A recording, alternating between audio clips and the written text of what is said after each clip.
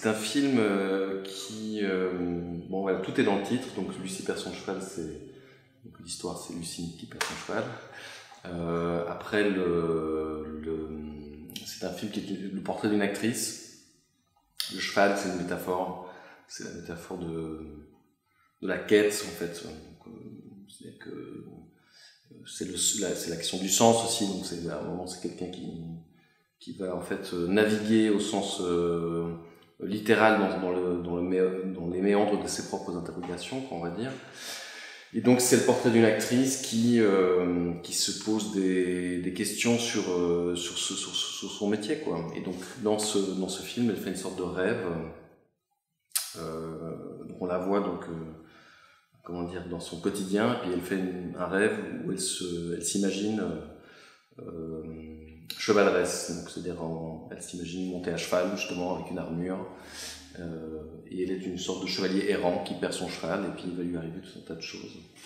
Et on va se retrouver dans une espèce de fiction qui mélange en fait des éléments de la réalité de la vie de Lucie, et puis en même temps qui travaille avec des éléments qu'on peut retrouver parfois chez Shakespeare,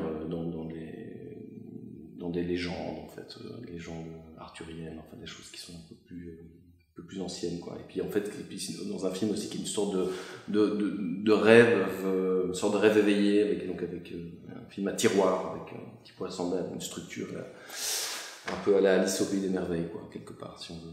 Lucie perd son cheval, donc il y a une sorte de jeu de mots, puisque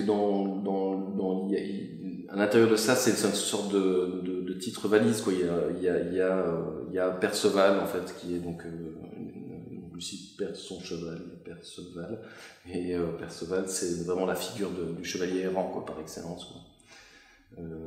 Voilà, ça me plaisait qu'il y avait cette espèce de...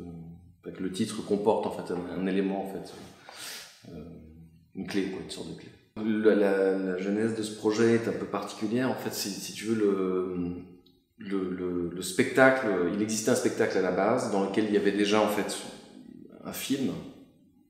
Et le film, c'est en fait qu'il y a dans le spectacle, c'est la première partie en fait qui existe actuellement dans Lucie perd son cheval. Et en fait, en fait la partie théâtre prolongeait en fait le film. Ce qu'on jouait donc au théâtre. Et puis en fait, le confinement a arrêté la tournée que nous étions en train de faire, et on s'est retrouvé avec en fait, dans la situation qui est décrite quelque part dans le spectacle qu'on faisait, c'est-à-dire en fait un théâtre vide.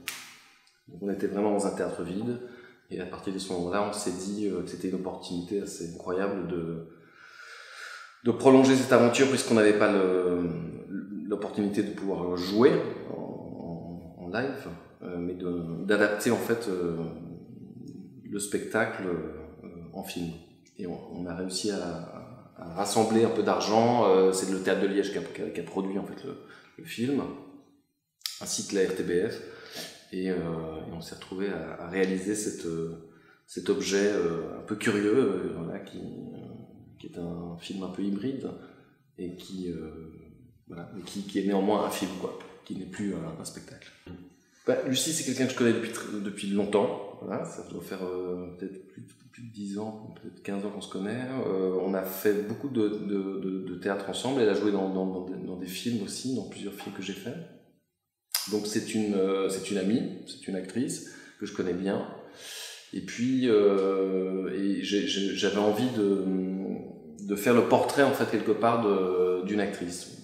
Ça m'intéressait, quelqu'un que je connais, et puis en plus qui est mère, parce qu'elle a une fille, sa fille est dans le film, et donc de faire j'ai toujours aimé en fait les zones qui se situaient un peu entre fiction et réalité. Et là en fait le fait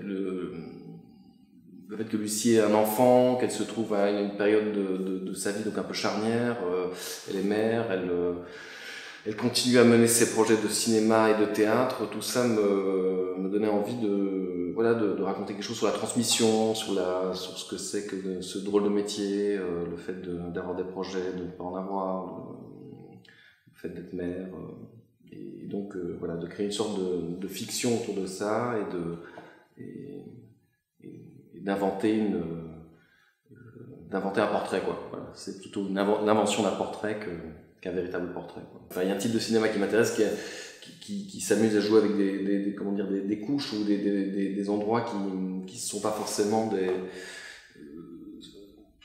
Je ne sais pas si le rêve m'intéresse en tant que tel, mais en tout cas des structures qui ne sont pas totalement... qui répondent à des logiques qui leur sont propres, ça m'intéresse, quoi. Que ce soit pas forcément dans quelque chose d'extrêmement rationnel.